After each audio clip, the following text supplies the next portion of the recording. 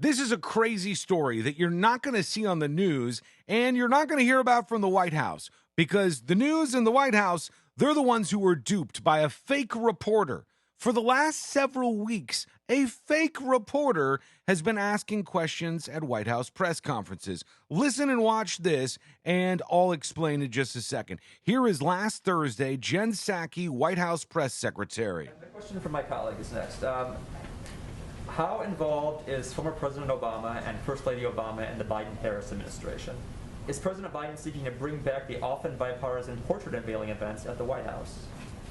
I'm certain we will have bipartisan portrait. All right, the answer doesn't matter. This was a question asked last week, but those two questions, in fact, were not asked by a real reporter. They were asked by a fake reporter being played by a teenager that we don't really know much about. Could be a boy, could be a girl, could be from the U.S., could be from the U.K., but they were a fake reporter for a fake news outlet. Here's the question from the actual transcript this Thursday. And the question from my colleague is next. How involved is yada, yada, yada?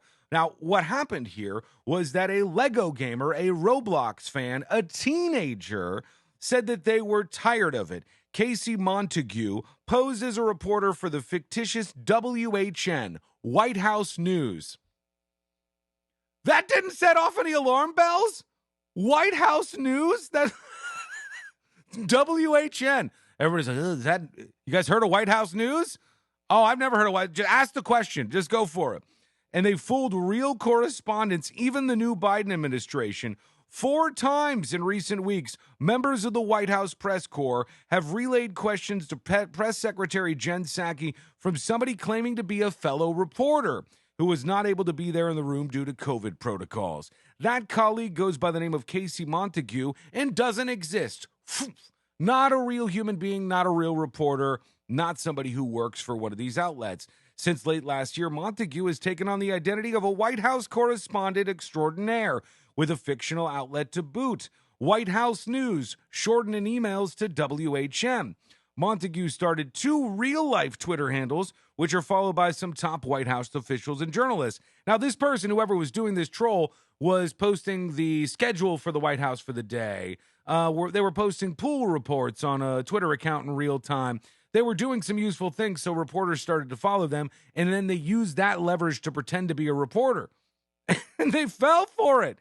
And they got to ask all kinds of questions. Montague has filed Freedom of Information Act requests and obtained Psaki's personal financial disclosure form, along with the disclosure of at least one other official, the president's national security advisor, Jake Sullivan. Over here, they say on NDT, video gamer poses reporters, cons White House for weeks. The White House news trick somehow worked on these people. Now, here's what I love the most. Wait for this. It is the pretty bad job that the press corps is doing. This says press crops, but you get the point. That inspired Miss Montague to pull off this impersonation.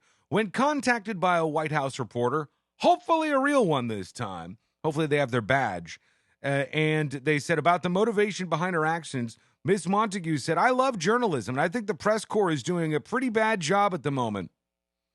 Hard to disagree with that.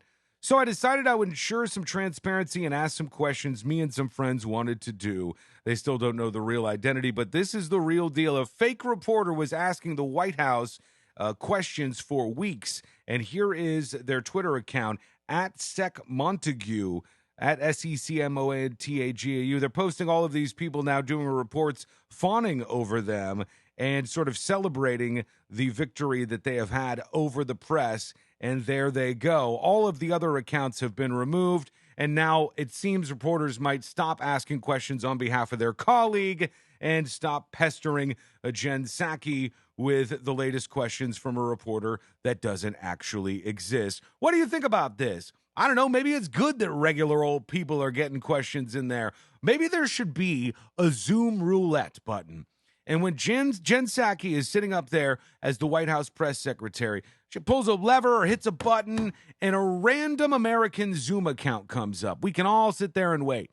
And when yours comes up, you get to ask an unfiltered question to the press secretary. She gets 30 seconds to answer, and you get a follow-up, which she can then answer. That would be fantastic. Not only would it be great television, it would be better questions than the rest of these idiots are asking anyways. A teenager came in here and provided some of the best news updates for the rest of the world that we've seen in months, because the rest of the White House press secretary, or the press corps, has been kind of asleep at the wheel. What do you think about this? Do you think they should do a better job of weeding these people out? Are you with me? Should more people, regular citizens, get to ask questions of people in power and hold their feet to the fire if the real official press corps won't do it? Give me your thoughts and comments, as you always do. Thanks for being patient over the last couple of days. I just got back from Jamaica. You can see my face is probably peeling a little bit here, but that's why the videos weren't coming out each day.